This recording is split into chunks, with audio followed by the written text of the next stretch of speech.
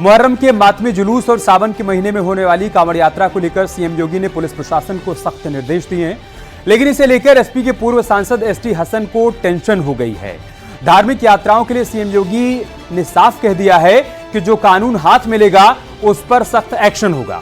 धार्मिक जुलूस में हथियार लहराने की कोई इजाजत नहीं होगी, किसी भी नई परंपरा की शुरुआत नहीं की जाएगी। यात्रा में संगीत तय सीमा से तेज नहीं बजेगा।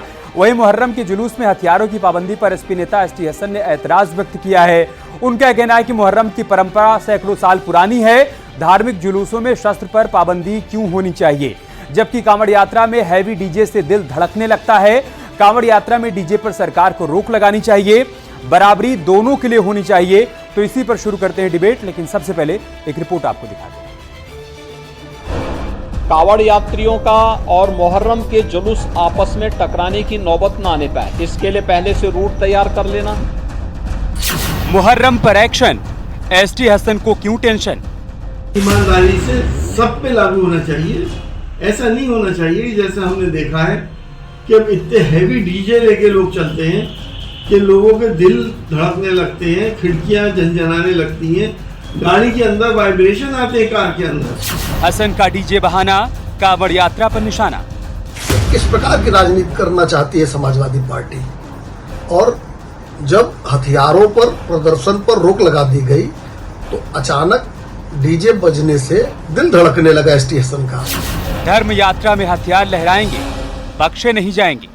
किसी को भी उपद्रव हिंसा करने की आजादी नहीं है, चाहे वो कांवड़ यात्रा हो, चाहे वो नमाज करने वाले लोग हों या कोई भी हो, हिंदू मुसलमान सिख ईसाई, कानून का पालन करना चाहिए और ये सरकार की जिम्मेदारी है। न हुड़दंग न तलवार, नहीं चलेगी सियासी तकरार।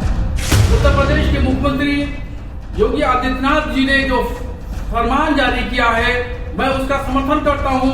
उन्होंने सही आदेश दिया है और ये आदेश उनका हक बजानिब है, और ये इस्लाम भी इसी बात को कहता है कि अमन शांति कायम की जाए। योगी की दो टूक, कायदे से चलेंगे, फायदे में रहेंगे। कांवड़ यात्रियों का और मुहर्रम के जुलूस आपस में टकराने की नौबत न आने पाए, इसके लिए पहले से रूट तैयार कर लेना।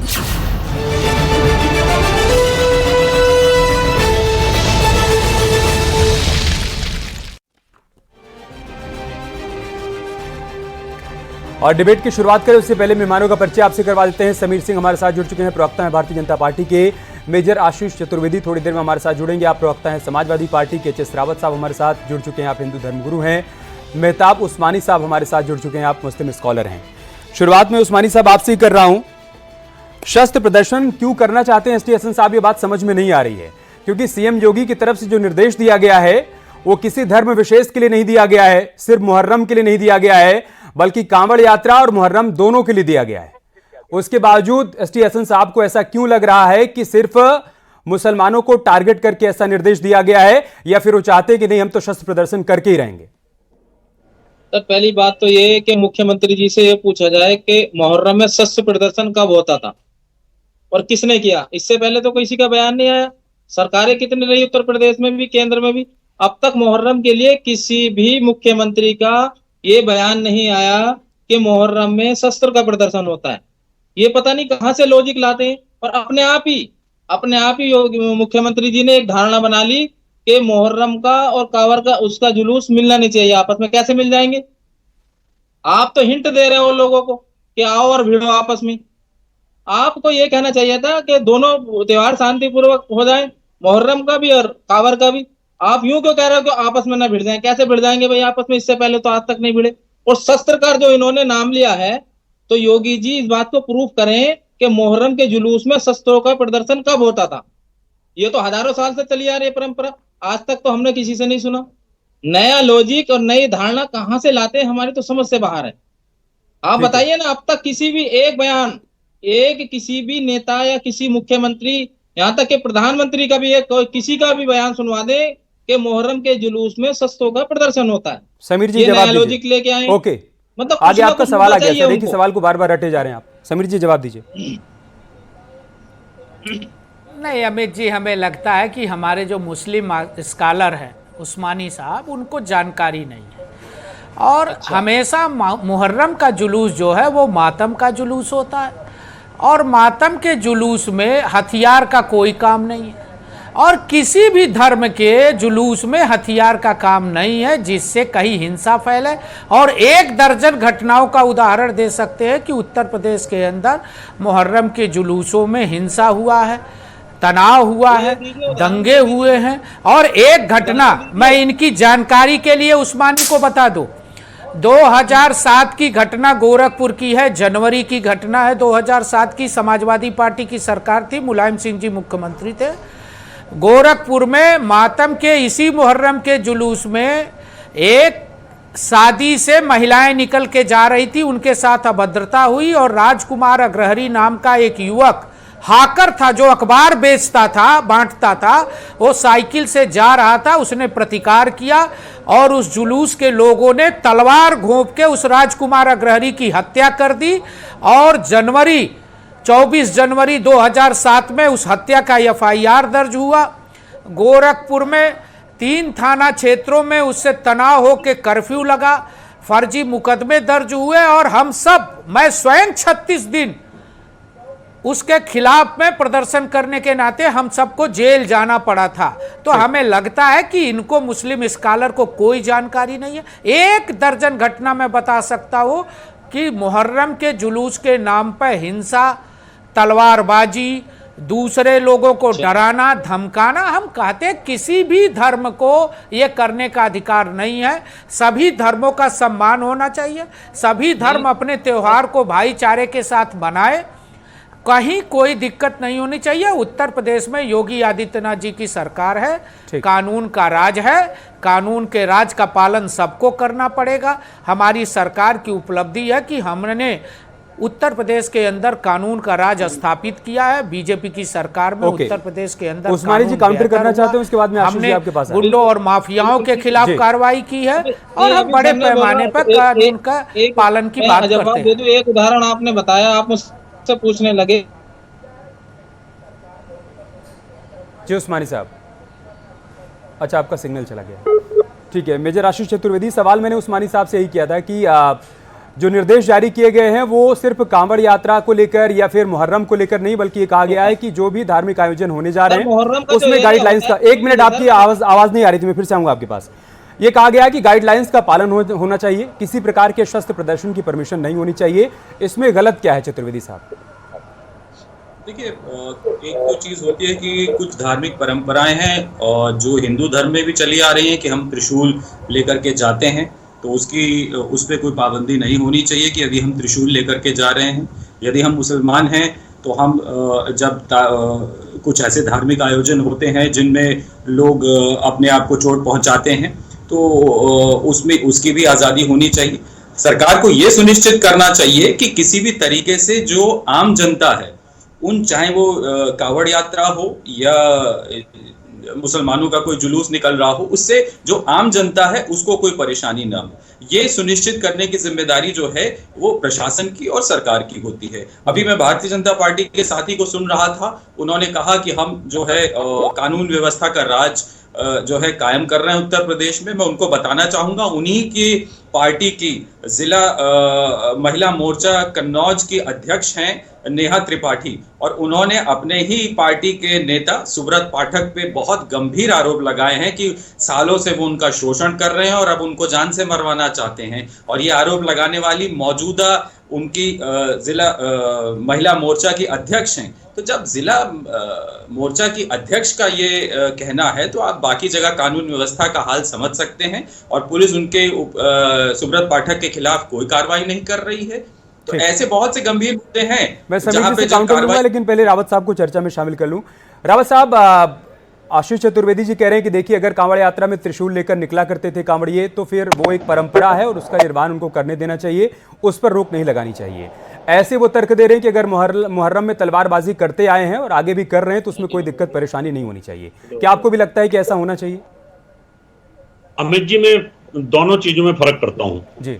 जो कावड़ यात्रा है वो कावड़ यात्रा बड़ा शांति का और ध्यान का, यानी बड़े आदमी शांति के साथ बम बम बोले हर हर महादेव करता हुआ व्यक्ति भजन करता हुआ उसमें निकलता है। आजकल कुछ रिवाज थोड़ी चेंज हुई, तो ज्यादा भक्ति में आकर के कुछ डीजे में जो भक्ति के गाने हैं वो लगा करके लोग कुछ निकलते हैं, नाचते गाते हुए चलते हैं, उनके पास कोई हथियार नहीं होता है।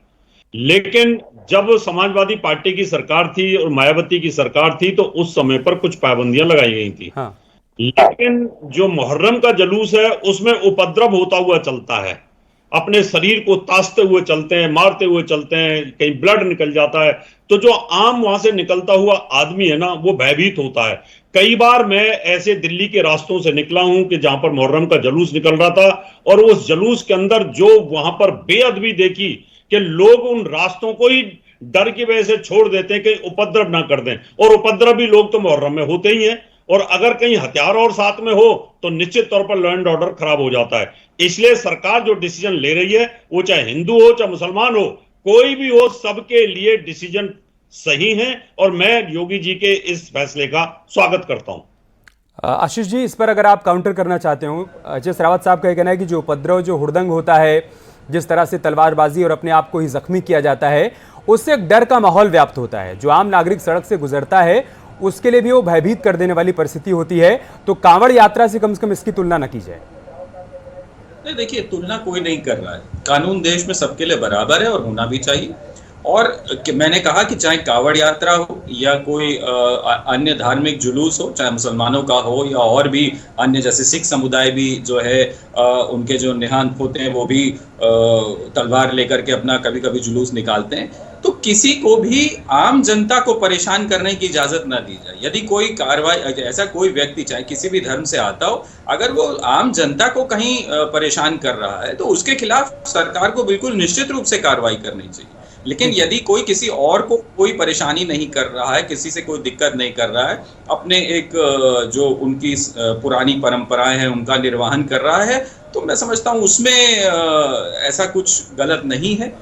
बहरहाल बाकी अब सरकार का फैसला है। इसी बीच एक बड़ी खबर आई है, वो बता देते हैं दर्शकों को। रिएक्शन सामने आ गया है एसटी हसन साहब की तरफ से। अपने बयान को लेकर एक प्रकार से उन्होंने सफाई दी है।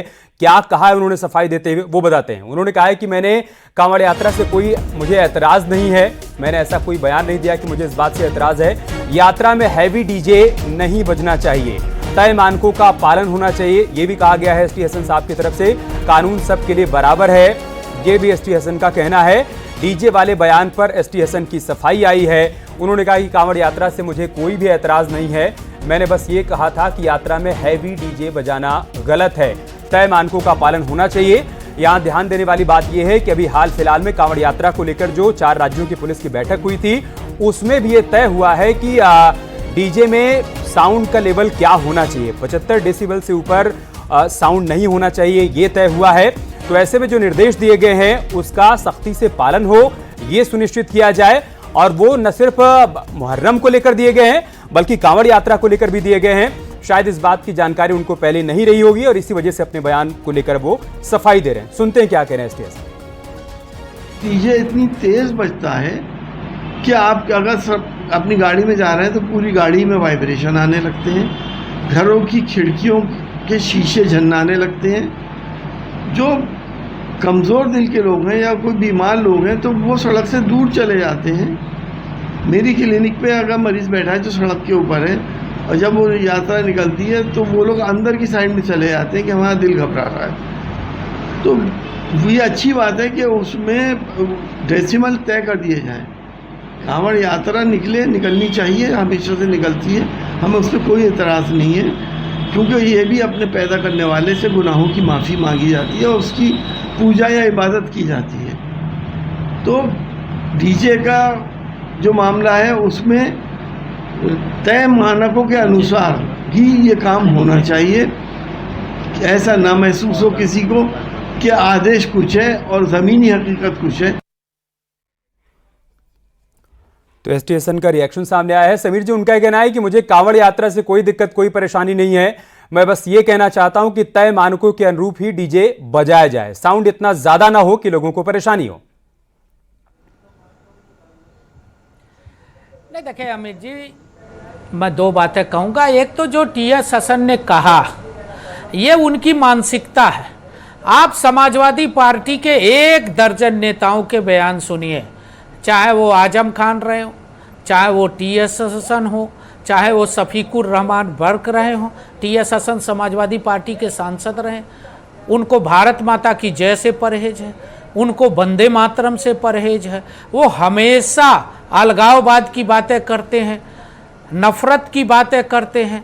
शफीकुर रहमान बगल के सांसद थे इनके समाजवादी पार्टी के, वो भी वही बोलते थे। आजम खान ने भारत माता को डाइन कहा। ऐसे 1 दर्जन समाजवादी पार्टी के नेता कहीं न कहीं धर्म के नाम पर खूनी खेल खेलते हैं और नफरत का खेल खेलते हैं। उनको डीजे से परेशानी है, उनको जुलूस से परेशानी, उनको हिंदू धर्म से परेशानी, ये उनकी जेहन में है, उनकी मानसिकता में है। अब वो अपने बयान को तोड़ मरोड़ के प्रस्तुत करने वाला कार्य, मैं कह रहा हूँ, दावे के साथ कर रहा हूँ। मैंने एक उदाहरण दिया गोरखपुर का। 1 दर्जन घटनाएं मुहर्रम के जुलूस में हिंसा की हो चुकी हैं। सरकार, योगी जी की सरकार सतर्क है, किसी को भी हिंसा करने का अधिकार नहीं है। हम इसको सुनिश्चित करेंगे, सभी धर्मों का त्यौहार अच्छे से हो। सरकार के मानक है लाउड स्पीकर बजाने के भी, डीजे बजाने के भी, सबको उसका पालन करना चाहिए। कांवड़ यात्रा को भी पालन करना चाहिए और बाकी लोगों को भी। लेकिन वो ये कब कहेंगे कि मस्जिदों से जो अजान होती है उसकी भी साउंड कम होनी चाहिए, जुलूसों में हिंसा नहीं होनी चाहिए, अपराध नहीं होना चाहिए, नफरत के नारे नहीं लगने चाहिए, पाकिस्तान जिंदाबाद के नारे नहीं लगने चाहिए। उस्मानी साहब कुछ काउंटर करना चाहते हैं साहब और समाजवादी। ठीक है समीर जी, आगे ये सोच रहा था कि अभी अपने ट्रैक पे क्यों नहीं आए, जो इनकी रटी हुई ट्रैक है उस पे क्यों नहीं आए। उस पे आ गए, अजान पे आ गए, सारी चीजों पे धीरे धीरे आने लगे। अरे आप लोगों ने तो ये हाल मचा रखा है कि अगर घर में भी 4 आदमी नमाज इकट्ठा होकर पढ़ेंगे उन पे भी FIR कर देते हो। तो है नहीं ये कैसा, इस राज को क्या कहोगे। घर में 4 लोग नमाज पढ़ रहे हैं उस पर भी आप पाबंदी लगा देते हो। अब ये कांवड़ यात्रा सड़क से निकलेगी। क्यों झूठ बोल रहे हो बैठ के? तुझे कुछ नहीं पता, तुमको इस्लाम भी नहीं पता है, तुमको मुहर्रम नहीं पता, तुमको मातम का जुलूस नहीं पता। क्या बोलते हो बैठ के चैनल पे? तुम्हें कुछ नहीं पता भाई। अरे तुम्हें कुछ नहीं पता। तुम तो कहाँ से आए हो? उत्तर प्रदेश को भी नहीं जानते तुम। कहाँ नमाज पर प्रतिबंध लगा बताओ? एक जगह नमाज पर प्रतिबंध बताओ। नमाज ना पढ़ने की बात कही हो पुलिस ने। एक जगह का उदाहरण दो ना, एक जगह का उदाहरण दो कि यहाँ पुलिस ने नमाज नहीं पढ़ने दिया। आप सुनते ही नहीं। मैं FIR की कॉपी भेजूं क्या आपको? अरे भाई ये कब तक कहते रहोगे? अलगाववाद की बात कब तक करते रहोगे? हिंसा की बात कब तक करते रहोगे? नफरत की बातें कब तक बोलते रहोगे? खाओगे भारत का, रहोगे भारत में, पानी पियोगे भारत का, और बात अलगाववाद की करोगे। कैसे चलेगा भाई? कैसे चलेगा? ये नहीं चलेगा। आपकी नफरती आवाज नहीं चलेगी, नफरत की बातें नहीं चलेगी मेरे भाई। ये छोड़ दो ये मानसिकता। नफरत नहीं चलेगा उत्तर प्रदेश में, नफरत नहीं चलेगा। एक सेकंड छोड़ दो समीर जी, 1 सेकंड। उस्मानी जी 1 सेकंड। उस्मानी जी, समीर जी का सवाल है। आपने कहा कि 4 लोग अगर घर के भीतर भी बैठकर नमाज पढ़ रहे हैं तो FIR हो जा रही है। ऐसा कौन सा प्रकरण है वो बता दीजिए। दूसरा, आपने कहा कि मुहर्रम के दौरान किसी प्रकार का शस्त्र प्रदर्शन नहीं किया जाता है। हम वीडियो दिखा रहे, पता नहीं इस वक्त आप टीवी के सामने हैं नहीं, और बचपन से हम लोग देखते आए हैं किस तरीके की तलवारबाजी होती है, अपने आप को ही जख्मी करते हैं, अपने आप को तकलीफ देते हैं। आपकी परंपरा होगी, लेकिन आप इससे इनकार नहीं कर सकते हैं कि शस्त्र प्रदर्शन नहीं होता है। भाई वो जो हमारी हजारों साल से परंपरा चली आ रही है वो किसी को नहीं, आपने डिनाई किया ना, आपने कहा नहीं होता है। इस पर मैं आपको बता रहा हूं कि होता है। क्या हानि हो रही बताइए, किसको हानि होती है उससे? एक एरिया सीमित होता है मुहर्रम का, इस एरिया से मुहर्रम जाएंगे। ऐसा तो नहीं है 200-400 किलोमीटर मुहर्रम जाते हैं। 1 किलोमीटर 2 किलोमीटर वही एरिया सीमित होता है, उसी में वो सारी चीजें करके वापस चले जाते हैं। ऐसा तो नहीं है कि कोई 2, 4, 5, 10 किलोमीटर दूर जाता है लेके मुहर्रम। एक एरिया सीमित है, वही इसी एरिया में मुहर्रम रहेंगे। ठीक है, रावत साहब आप कुछ कहना चाहते हैं? उनका कहना है कि हमारा तो एरिया सीमित होता है और एक एरिया में अपना मुहर्रम का जुलूस निकालते हैं, उसके बाद वापस चले जाते हैं। उससे किसी को डरने की जरूरत क्या है? बिल्कुल, ये उस्मानी साहब ना, इनकी बातों का कोई तर्क नहीं होता है। ये ना मनगढ़ंत कहानियां बोलते रहते हैं। बोल रहे हैं कि 4 आदमी घर में अगर नमाज अदा करेंगे तो उनके ऊपर भी FIR हो जाएगी।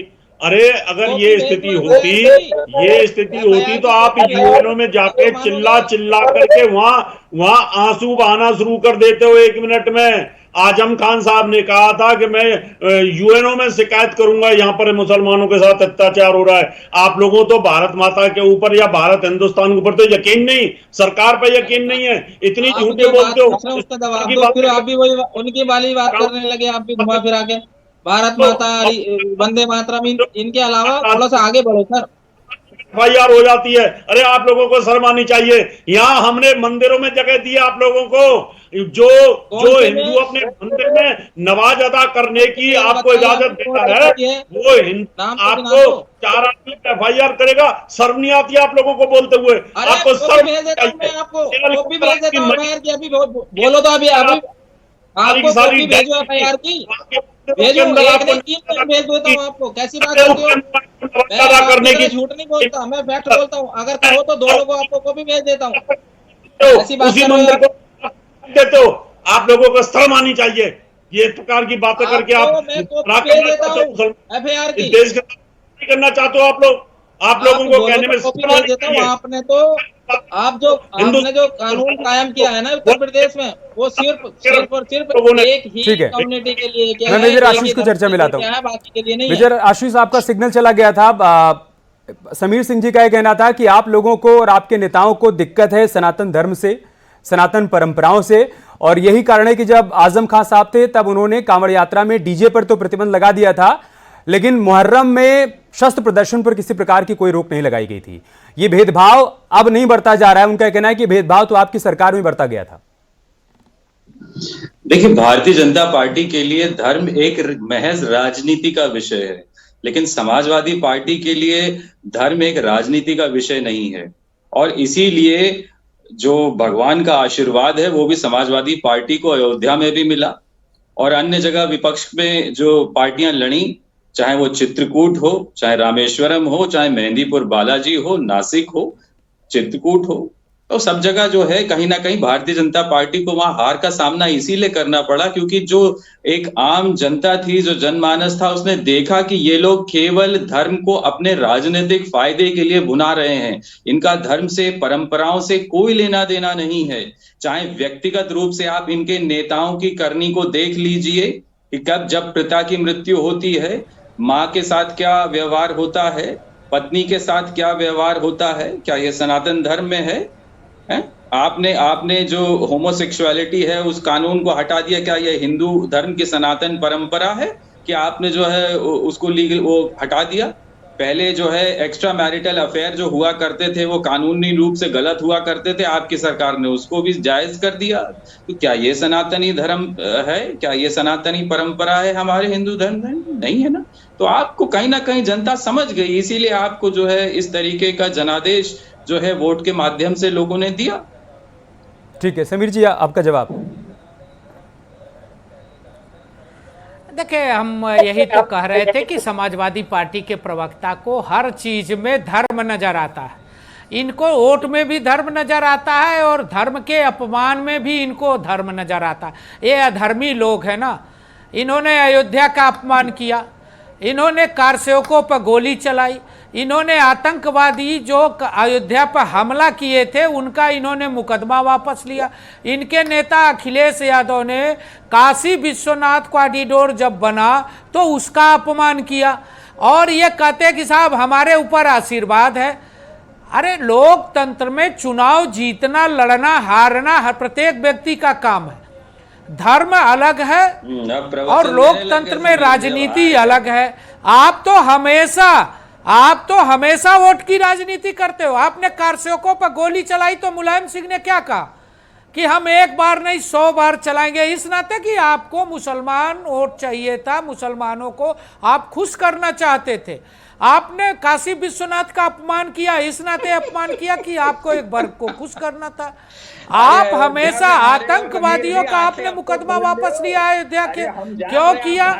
इस नाते कि आपको एक वर्ग को खुश करना था कि साहब हम आपके पार्टी के नेता हैं, आप हमारे साथ खड़े हो। आप जाते हो तो उनके चरणों में अपनी टोपी उठा के अखिलेश यादव रख देते हैं। आप जितनी गंदी और घिनौनी राजनीति करते हो ना आशीष भाई, वो उत्तर प्रदेश की जनता समझती है, इसी नाते आपको निरंतर हार का सामना करना पड़ा। आप 2014 हारे, 17 हारे, 22 हारे, 24 में आपको 35 सीट क्या मिल गई? आप मुंगेरी लाल के हसीन सपने देख रहे हो। आप जो सपने देख रहे हो वो सपने पूरे नहीं होंगे, वो सपने झूठ के हैं, वो सपने बेईमानी के हैं, वो सपने लोगों को बहकाने का है, वो पूरा नहीं होगा तुम्हारे शासन में। समीर जी जरा उधर भी नजर डाल दो। ठीक है एच एस रावत साहब, आरक्षण कौन एच एस रावत साहब देखिए, आशीष जी का भी कहना है और उस्मानी साहब का कहना है कि अब धर्म पर सियासत नहीं होनी चाहिए और धर्म की सियासत को लोग अच्छी तरीके से समझ चुके हैं, लिहाजा ऐसा कोई आदेश नहीं पारित करना चाहिए जिससे कि विवाद की स्थिति उत्पन्न हो। साथ ही साथ वो तर्क भी दे रहे हैं कि मुहर्रम में शस्त्र प्रदर्शन कोई नई परंपरा नहीं है। सीएम ने कहा है कि किसी नई परंपरा की शुरुआत नहीं होनी चाहिए, लेकिन उनका तो ये तर्क है कि ये तो हमारी पुरानी परंपरा है जिसका हम निर्माण करने जा रहे हैं और करते आए हैं।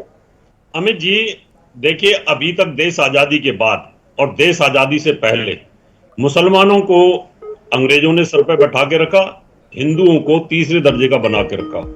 वही पॉलिसी देश आजादी के बाद रखी गई, मुसलमानों को सिर पे बैठा के रखा, वोट बैंकों के लिए हज यात्रा पे सब्सिडी दी गई, इनके हर फंक्शन चाहे मुहर्रम हो, ताजिया हो, बकरीद हो, कुछ भी हो, सबके ऊपर इनको हर जगह पे छूट दी गई। चाहे आप सड़क घेर करके नमाज अदा करो, पार्क घेर के नमाज अदा करो, रेलवे स्टेशन के प्लेटफॉर्म नंबर 2 पे मस्जिद बना लो, आप हनुमान चालीसा पे मस्जिद बना लो जाकर के, चाहे वो कनॉट प्लेस के सर्कल के फुटपाथ में 6 मस्जिद बना लो। जो समय हमारे पास इतना ही था। सारी बातों का सार ये है कि कानून व्यवस्था बनी रहनी चाहिए, किसी प्रकार से कहीं पर माहौल नहीं बिगड़ना चाहिए, फिर चाहे कांवड़ यात्रा निकले या फिर मुहर्रम का जुलूस। यही सीएम की तरफ से भी सुनिश्चित किया गया है और यही प्रशासन को भी सुनिश्चित करना है। इस पर सियासत जैसी कोई गुंजाइश नहीं होनी चाहिए।